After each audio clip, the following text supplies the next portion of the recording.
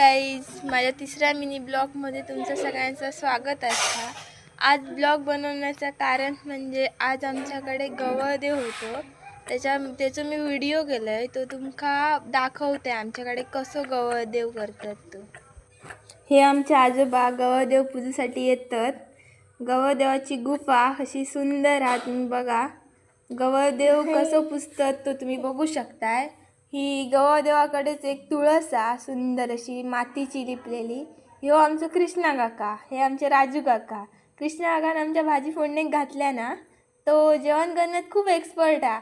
म्हणजे सगळा जेवण करूक येतात. एका मिरची स्वतःच चिरून अगदी फोडणीक घातलेले हत. बघा तुम्ही, छान अशी भाजी फोडणीक घातल्या ना, भाजी कशी बनवता ती.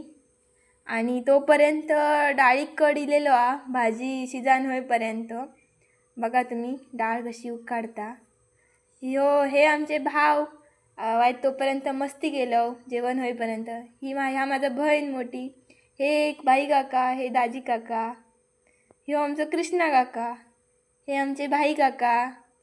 हे आमच्या दाजी काकांनी टोप उतरून ठेवलेलो हा भाजीचो. आणि तुम्ही बघू शकताय, हे आमचे आबा काका.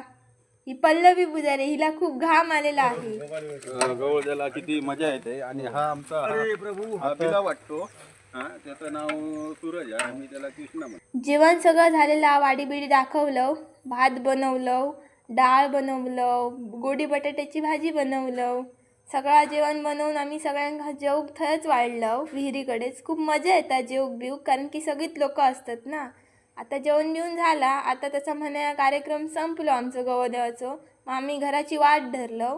घराकडे आम्ही कशी सगळी आमची काकी बिकी येतात, थंय जेवतात, मस्त मजा करतो. Bye bye. जर तुमका ब्लॉग आवडलो असाल तर नक्कीच लाईक कमेंट शेअर करा.